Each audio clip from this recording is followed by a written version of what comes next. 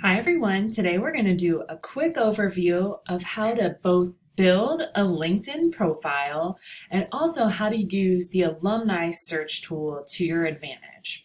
So to start with, I've just logged in to the main page of LinkedIn. So if you have already created a profile before, your what they call feed looks probably pretty similar to this. If you use other social media, it's pretty similar. I would say it's not as user-friendly or maybe even as visually attractive as other media tools, but don't let that keep you from using it because there's some really great stuff in this site. So to start off with building a profile, I'm just going to walk you through mine just to show you how you can use some different functions of this site.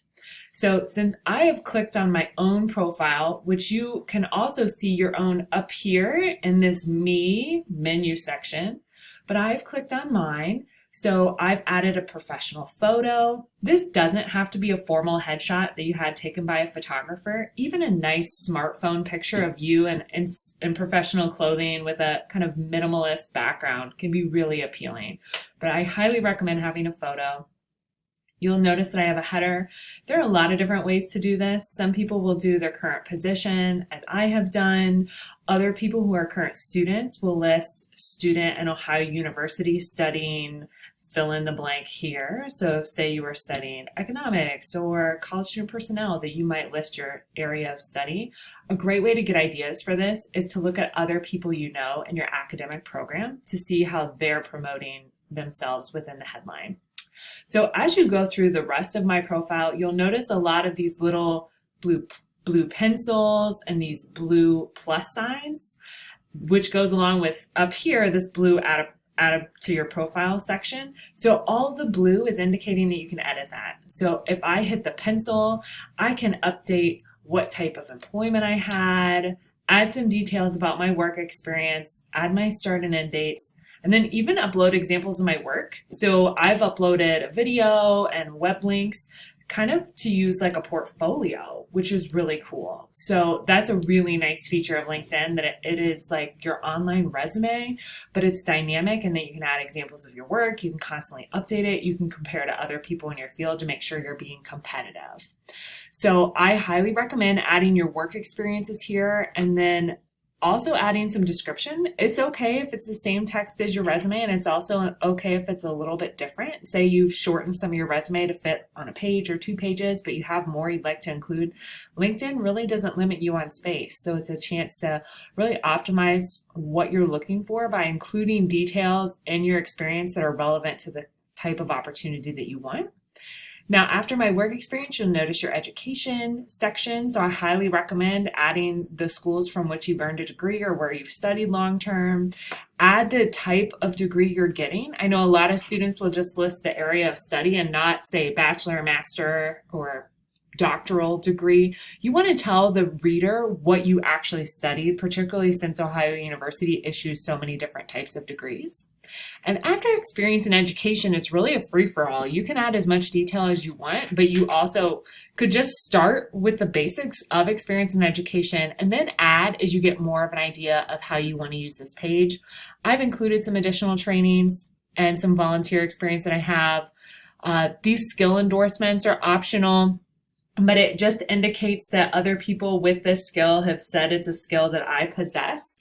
It's a simplified version of the recommendations, which fall below this, where individuals have given me recommendations, and then you can also see recommendations I've written for other people. So if you're interested in this, feel free to email me, and I'm glad to talk you through more of the specifics of LinkedIn.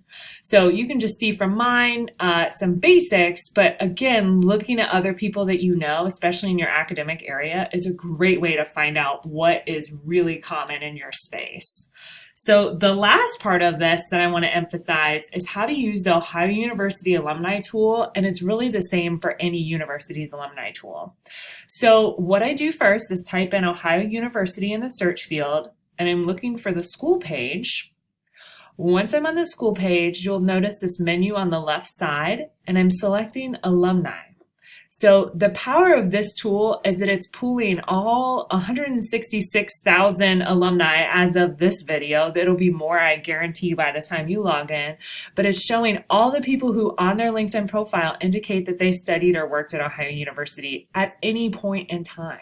So if I scroll down, I can see a long list of connections and people I don't know. And then there's also these ways to filter this data. So I could just throw in a keyword, say there's a company I just want to see if it shows up in people's profiles. I could type that in. I could search by year of study. And then I could also narrow down by where they're working. So you can see the data auto-populates to what the kind of greatest to least. So the highest number of students live in the United States and then Columbus, and the largest number work at Ohio University, which isn't surprising because it's also pulling people who list that they work here. But if I hit next, I can also see what they do, what they studied, what they're good at, and how I'm connected to them. So third connection are people I don't know. Second connection are people I have in common with someone else, who's a first connection is someone I know directly. So a really great way to get started with looking into this is to select your current area of study. So let's say that I'm studying psychology and I'm really hoping to relocate. And my dream is to move to Chicago and get a psychology related experience there. So just by inputting those factors, I have 182 alumni, and it's showing me the top employers of people with those factors on LinkedIn. So this could give me potential employers to look into.